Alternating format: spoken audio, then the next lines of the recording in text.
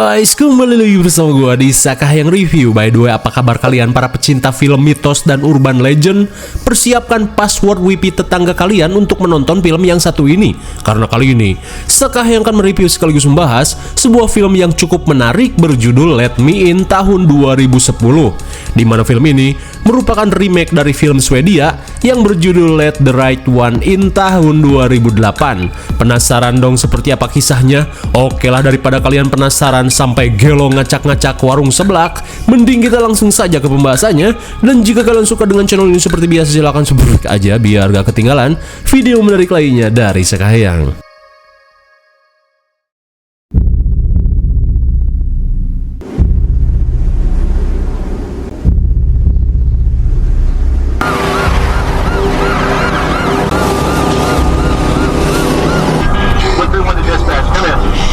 Film ini diawali dengan penanganan cepat petugas medis yang tentunya bukan di Konoha pada seorang pasien yang mengalami luka bakar ekstrim di sekujur tubuhnya. Dan bisa kita lihat cara apapun mereka lakukan supaya pria ini bisa diselamatkan.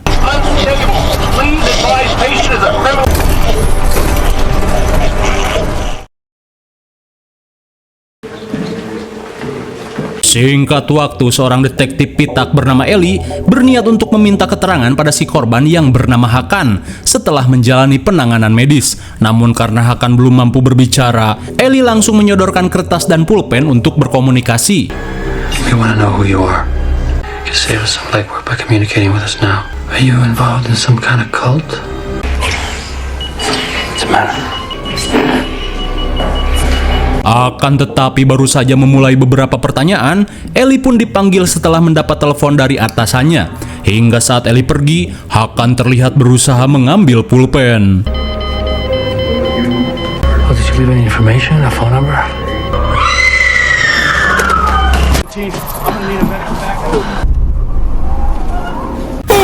My God, entah apa yang terjadi.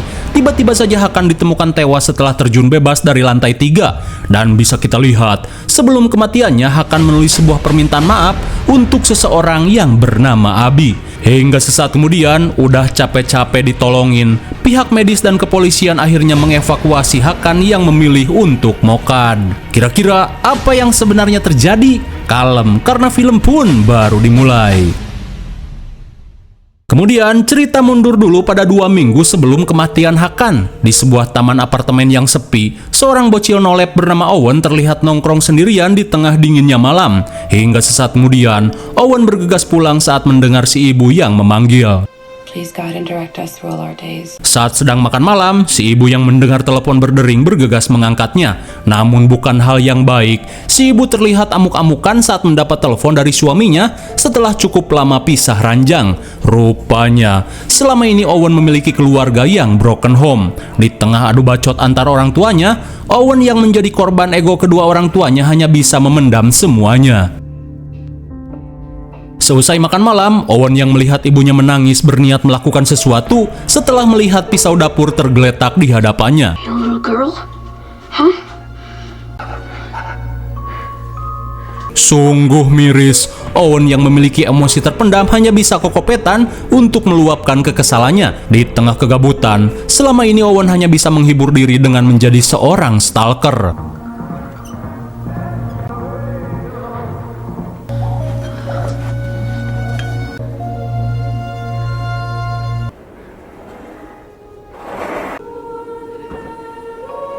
Di tengah penguntitan, perhatian Owen teralihkan pada kedatangan seorang pak tua bersama gadis bocil yang baru pindahan.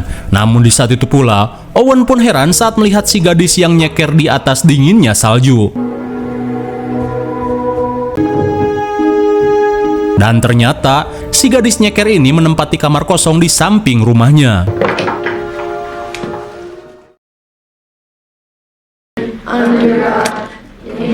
Di keesokan harinya, Owen yang bersekolah di Ojon Sekolah SD selalu mendapat pembulian dari seorang siswa so asik bernama Kenny.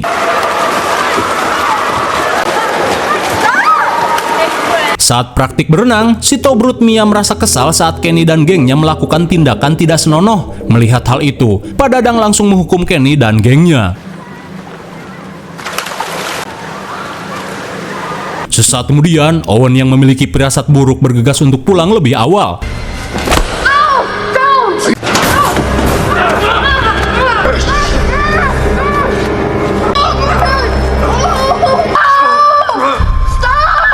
Sungguh bocah-bocah goblok.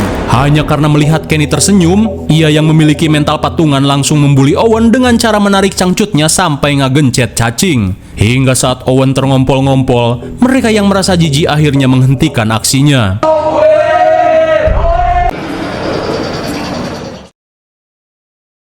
Di malam harinya, Owen yang tak mampu melawan hanya bisa melampiaskan amarahnya pada pohon jengkol.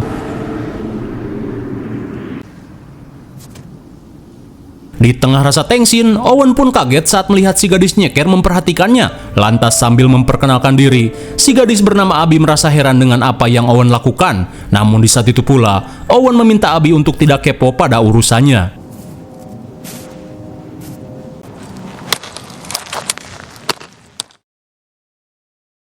Saat malam semakin larut, Owen pun heran saat melihat ayahnya Abi yang bernama Hakan menatap tajam ke arahnya.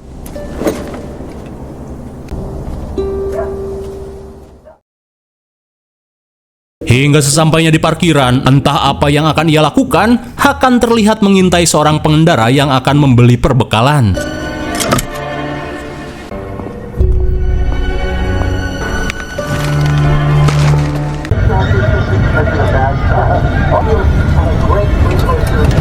Oh, ternyata Hakan merupakan seorang psikopat bertopeng keresek gorengan, dan kini ia pun berniat melakukan sesuatu pada pria ini.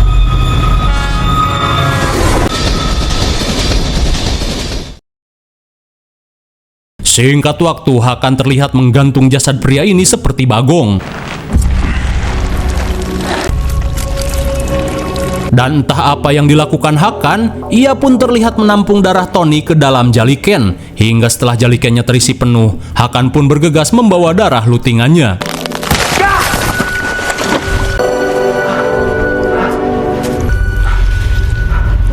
Sungguh suwe, darah korban yang susah payah ia kumpulkan harus tumpah akibat dijalike. Hingga sesaat kemudian, Hakan yang melihat mobil patroli datang langsung ngabret kabur.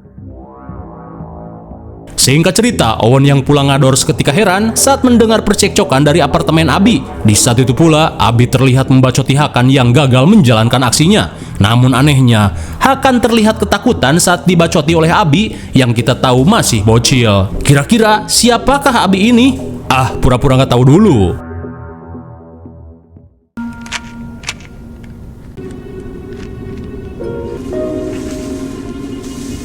Di malam berikutnya, Abi menanyakan alasan Owen yang selalu sendirian dan terlihat murung. Lantas, Abi pun menawarkan diri untuk menjadi teman. Mendengar hal itu, Owen yang nolep jelas saja merasa senang. Sambil meminjamkan rubik miliknya, Owen pun bertanya kenapa Abi selalu nyeker padahal cuaca sangat dingin. Namun Abi hanya menjawab jika dirinya sedang melakukan terapi rematik. Meskipun aneh, Owen yang heran langsung pamit sebelum dibacoti ibunya.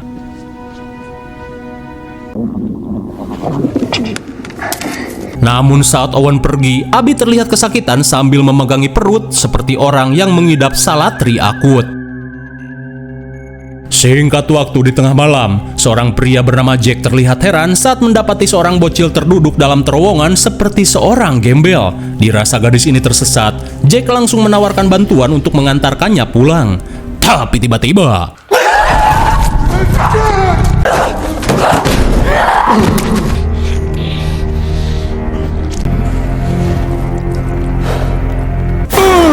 My God, tanpa diduga, rupanya selama ini Abi adalah seorang vampir seperti di film GGS. Beberapa jam kemudian, Owen pun heran saat mendengar percekcokan yang terjadi di apartemen Abi. Rupanya, Hakan merasa kesal saat Abi kembali memangsa korban secara random. Hingga sesaat kemudian, Hakan yang tidak ingin aksi Abi ketahuan, bergegas pergi ke TKP untuk membereskan jasad Jack.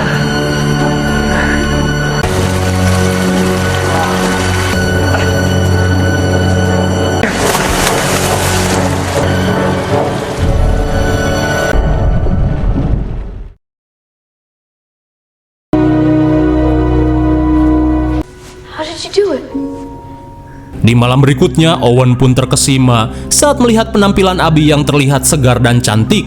Rupanya setelah menyedot darah manusia, Abi si vampir cilik kembali pada kondisi yang prima. Di saat itu pula, kedekatan Owen dan Abi semakin terjalin, apalagi Owen yang kita tahu nolep baru pertama kali memiliki teman, apalagi seorang gadis cantik. Di keesokan harinya, Owen yang sedang ngecewer tanpa sebab musabab malah kembali mendapat pembulian dari Kenny. Where is it?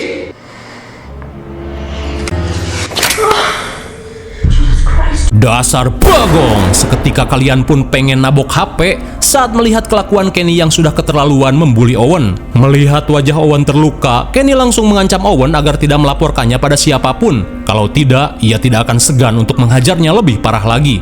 Mendengar hal itu, Owen yang tidak punya titik hanya bisa menurut. Here, look. What happened there?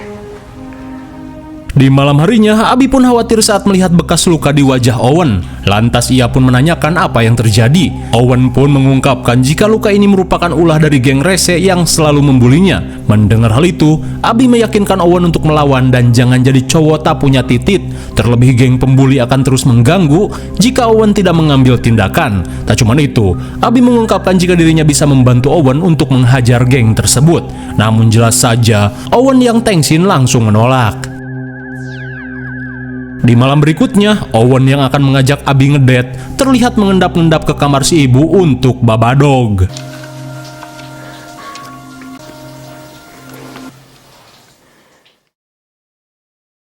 Hingga sesaat kemudian, Owen mengajak Abi bermain dindong Patchman di Ojon Mart.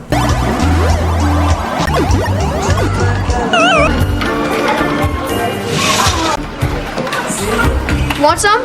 Lantas sesaat sebelum pulang, Owen yang membeli permen meminta Abi mengambil makanan yang ia suka. Akan tetapi Abi yang tak biasa memakan makanan manusia berusaha untuk menolak. Melihat Owen yang kecewa, Abi langsung meminta permen karet Yosan saja.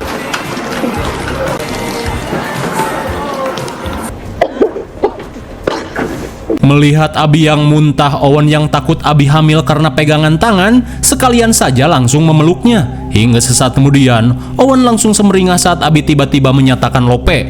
Pucuk dicinta Kang Sulam pun jadi tukang bubur. Jelas saja si nolep Owen langsung menerimanya. Akan tetapi, Abi bertanya apakah Owen akan tetap menerima dirinya apa adanya. Tanpa ia tahu jika Abi adalah vampir, Owen mengungkapkan jika ia akan menerima segalanya. Sepulang ngedate, Owen yang pengen minta cucu seketika kesal saat mendengar si ibu yang memanggil. What? Loh kok hilang?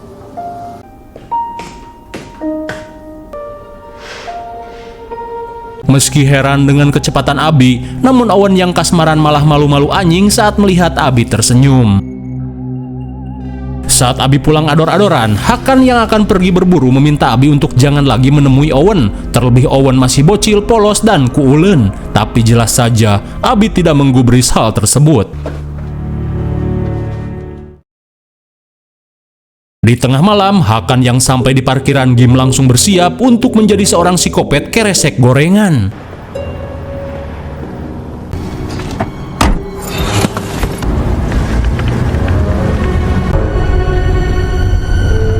Namun saat Hakan mau beraksi, seketika ia pun panik saat pria ini malah memberikan tebengan pada temannya. Alhasil ia pun hanya bisa menunggu waktu yang tepat.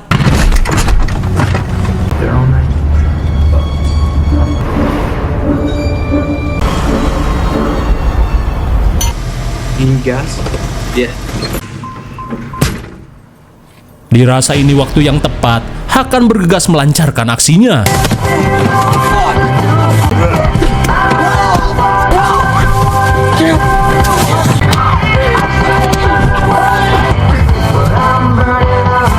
Setelah berhasil menghabisi korbannya, Hakan langsung tancap gas untuk kabur.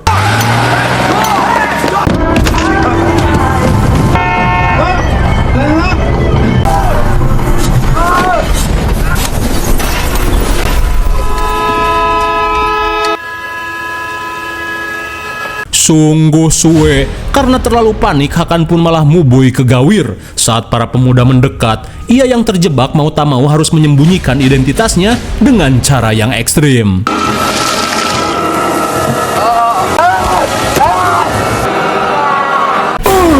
my god, jadi inilah penyebab Hakan mengalami luka bakar ekstrim di awal film tadi.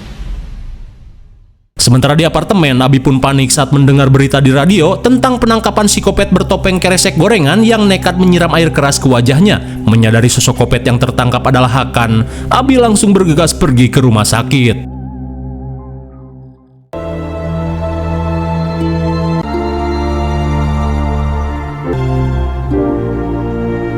Dan kini kita akan melihat apa yang sebenarnya terjadi kepada Hakan.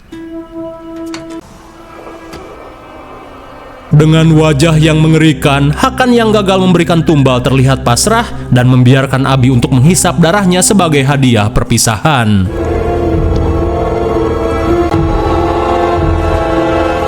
Did you leave any information? A phone number?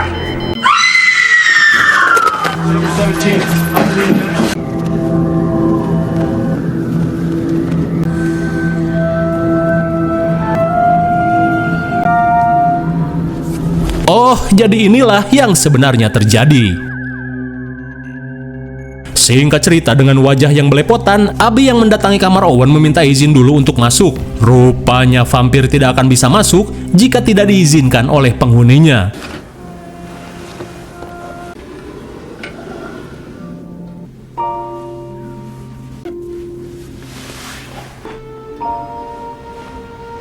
Saat bobo bareng, Owen pun kaget saat menyadari Abi tidak mengenakan skin dengan tubuh yang begitu dingin.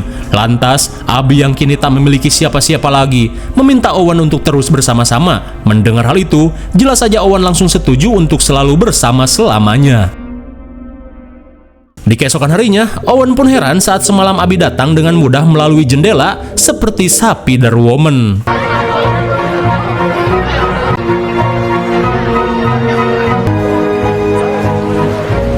Singkat waktu saat para murid melakukan kegiatan outdoor, Owen pun panik saat Kenny tiba-tiba datang dan mengancamnya. Akan tetapi, teringat dengan wejangan ayang Abi, Owen yang tak mau disebut tak punya titik terlihat mengambil besi pembatas danau untuk berjaga-jaga. Hingga saat Kenny dan gengnya datang, Owen yang muak meminta mereka untuk pergi. Dirasa Owen hanya menggertak, Kenny malah meledeknya dengan sebutan Sun Gokong.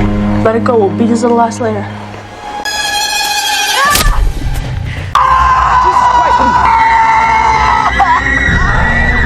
Kukira keras, ternyata kertas. Kenny si Kang Bully langsung mewek setelah telinganya rawing digaplok besi. Di saat itu pula Pak Dadang seketika panik saat mendengar teriakan murid yang menemukan sesuatu di dalam danau.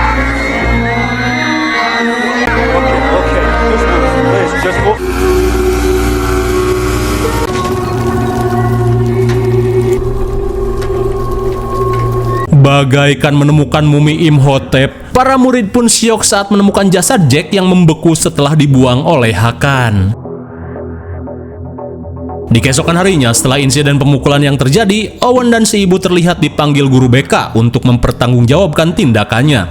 Dan entah kurang rapih atau apa, seperti kasus pembulian yang biasa terjadi, korban pembulian yang melawan selalu disalahkan tanpa melihat alasan si korban melakukan hal tersebut. Di malam harinya, setelah berhasil menghajar Kenny, Owen pun dengan bangga menceritakan hal tersebut pada Abi. Mendengar hal itu, Abi langsung memberikan kecupan sebagai tanda bahwa Owen memiliki titik. Namun Owen yang ingin mendapatkan hal yang lebih, mengajak Abi pergi ke apartemen kosong yang ia jadikan sebagai base camp. It was really cool. I kinda like it here. Lantas, Owen yang berusaha memberi kejutan, meminta Abi untuk menutup mata.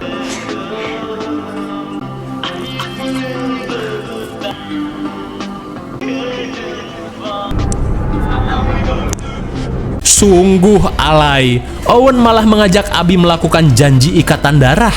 Jelas saja, Abi yang seorang vampir tidak kuat menahan harumnya darah perjaka.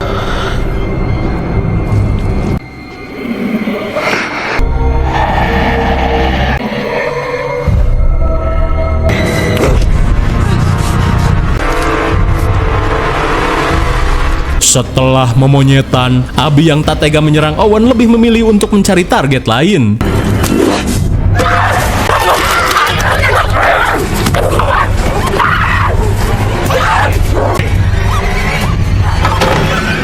Oh my god, sontak Larry pun syok parah saat melihat Abi mengokop leher istrinya. Hingga di tengah kepanikan, Larry yang melihat luka parah di leher istrinya bergegas menelepon bantuan. Selang beberapa saat, Owen pun syok parah saat melihat tetangganya dilarikan ke rumah sakit setelah diserang oleh Abi. Hingga saat malam semakin larut, Owen memberanikan diri untuk mendatangi Abi guna menanyakan siapa Abi ini yang sebenarnya. Dirasa tak perlu disembunyikan lagi, Abi pun jujur jika dirinya merupakan seorang vampir sesepuh GGS yang mengalami kutukan abadi di umurnya yang ke-12. Padahal sebenarnya umur Abi sudah ratusan tahun. Lantas Abi pun berkata jika sebenarnya Hakan bukanlah ayahnya.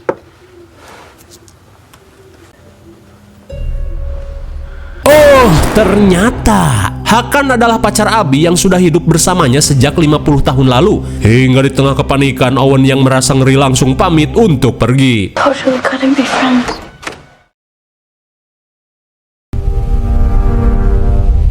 Di keesokan harinya, setelah mendengar kabar penyerangan yang dialami Virginia, Detektif Ellie berusaha meminta kesaksian dari Larry. Namun di saat itu pula, keanehan pun terjadi pada Virginia yang mulai berubah menjadi vampir. So it's 12 years old. Kemudian setelah melihat sketsa yang Ellie tunjukkan, Larry mengungkapkan jika sosok tersebut mirip dengan tetangganya yang bernama Hakan, di mana Hakan dan putrinya baru saja pindah beberapa minggu lalu. Namun saat mereka asik mengobrol, di saat itu pula Virginia sedang lahap menyedot darah dari PMA. Jesus Christ.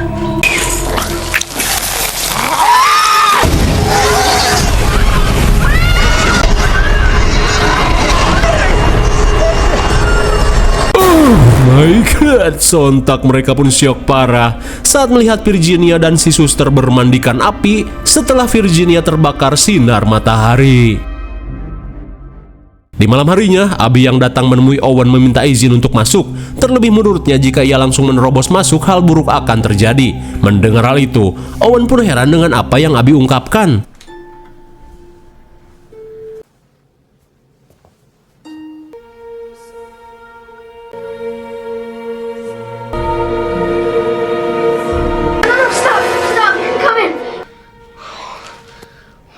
Rupanya jika vampir tidak diizinkan masuk, sudah dipastikan ia akan mati. Lantas Abi langsung mengungkapkan maksud kedatangannya, di mana dirinya hanya ingin mengajak Owen menginap di apartemen. Terlebih kini, dirinya merasa kesepian.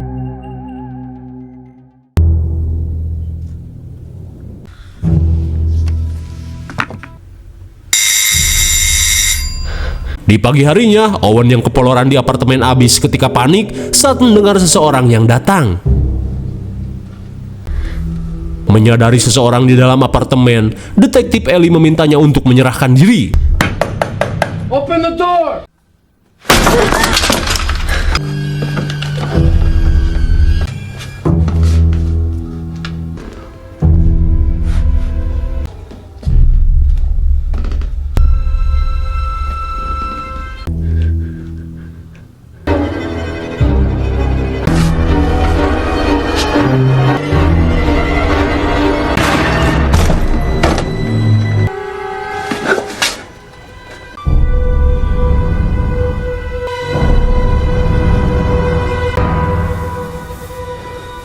Ketika vampir lain molor dalam peti mati, vampir Abi terlihat molor dalam bathtub untuk menghindari cahaya matahari. Di tengah kondisi poek, Ellie berniat membuka penghalang di jendela.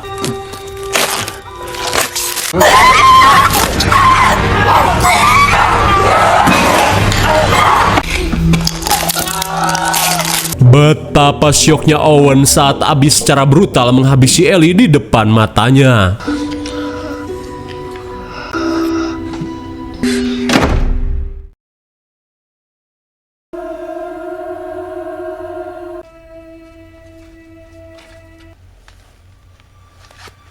Sesaat kemudian, Abi yang tidak ingin membawa Owen dalam masalah memutuskan untuk pergi dari wilayah ini. Ia pun meminta Owen untuk menjaga diri.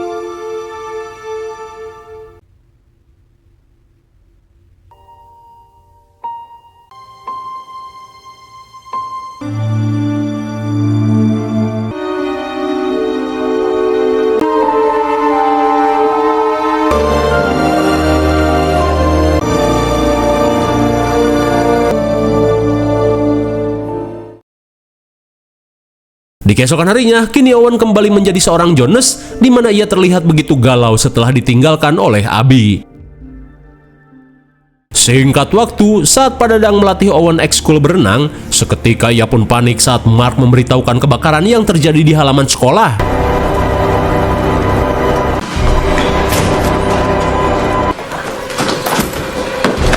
Rupanya semua itu hanyalah akal-akalan geng Kenny yang berusaha menuntut balas pada Owen. Hingga sesaat kemudian, Owen yang melihat geng Kenny datang langsung kabur.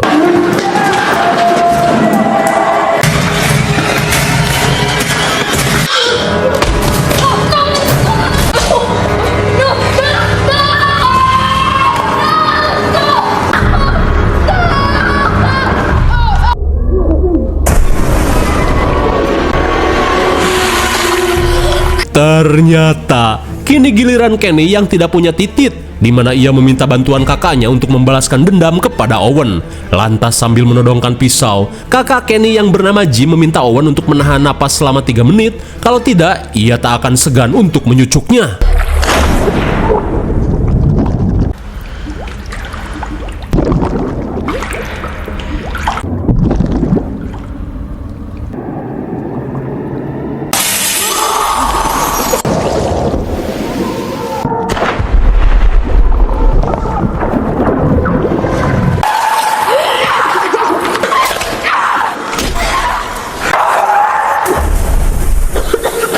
Sungguh satisfying. Untung saja Abby datang membantu hingga membantai seluruh geng so asik ini secara brutal. Dan bisa kita lihat, jasad geng Kenny bergelimpangan bak sapi kurban di tukang jagal. Di keesokan harinya, Owen akhirnya memutuskan untuk pergi bersama Abby, dan bagaikan Tanjidor, si bucin Owen membawa Abby di dalam kotak kayu besar. Dan kini, Owen akan menggantikan Hakan menjadi pendamping Abby untuk mencari mangsa. Lalu, film pun sudah berakhir.